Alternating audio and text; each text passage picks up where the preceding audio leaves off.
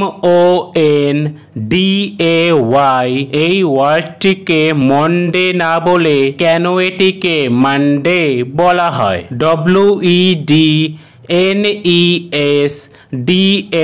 WEDNESDAY। এই ওয়ার্ডটিকে ওয়েডনেসডে না বলে কেন এটিকে ওয়েন্সডে বলা হয়? অথবা THURSDAY।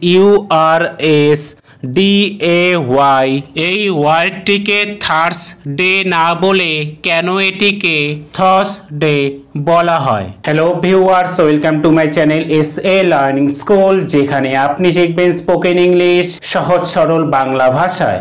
আজকের এই ভিডিওটিতে আমি আপনাদেরকে শেখাবো সপ্তাহের 7টি দিনের নামের সঠিক উচ্চারণ কিভাবে করবেন। তার আগে আপনি যদি এই চ্যানেলে নতুন হয়ে থাকেন তাহলে এই ধরনের আরো ইনফরমেটিভ ভিডিও পাওয়ার জন্য চ্যানেলটিকে অবশ্যই লাইক, শেয়ার এবং সাবস্ক্রাইব করবেন। সেই সাথে পাশে থাকা বেল আইকনটিও প্রেস করবেন। তাহলে নতুন কিছু শেখা যাক। ভিউয়ার্স, আমরা সবাই জানি যে সপ্তাহে 7টি দিন থাকে। চলুন তাহলে দেখে নিই এই 7টি দিনের সঠিক উচ্চারণ কেমন। এই দিনটিকে কিন্তু আমরা প্রায় সবাই মন্ডে বলে থাকি, যেটি কিন্তু এর সম্পূর্ণই ভুল উচ্চারণ। এর সঠিক উচ্চারণ হলো মানডে। মানডে, মন্ডে কখনোই কিন্তু হবে না। এই দিনটিকে আমরা ভুলবশত টুউজডে বলে থাকি, যেটি কিন্তু এর সঠিক উচ্চারণ নয়। এই দিনটির সঠিক উচ্চারণ হলো টিউজডে। টিউজডে।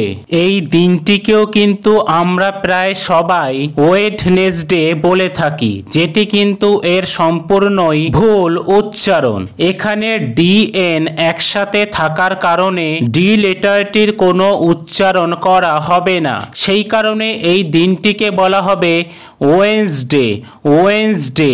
এই দিনটিকে আমরা সাধারণত থার্সডে বলে থাকি, কিন্তু এখানে আর লেটারটির কোনো উচ্চারণ করা হবে না, অর্থাৎ এখানে আর লেটারটির সাউন্ড সাইলেন্ট থাকবে। সেই কারণে এই ওয়ার্ড অথবা দিনটিকে থার্সডে না বলে এটিকে বলা হবে থার্সডে। থার্সডে। এই দিনটিকে সাধারণত বলা হয় ফ্রাইডে। ফ্রাইডে। এই ওয়ার্ডটিকেও কিন্তু আমরা সবাই স্যাটারডে বলে থাকি, কিন্তু এখানেও আর লেটারটির উচ্চারণ সাইলেন্ট থাকবে। সেই কারণে এই ওয়ার্ড অথবা দিনটিকে স্যাটারডে না বলে এই দিনটিকে বলা হবে, অথবা এই দিনটির সঠিক উচ্চারণ হবে স্যাটারডে। স্যাটারডে। অর্থাৎ এখানে আর অথবা রয়ের কোনো উচ্চারণ হবে না। এই দিনটির সঠিক উচ্চারণ হলো সানডে। সানডে। ভিউয়ার্স, আশা করি এই বিষয়গুলি আপনারা বুঝতে পেরেছেন। ভিডিওটি ভালো লাগলে চ্যানেলটিকে অবশ্যই সাবস্ক্রাইব করবেন। Thank you.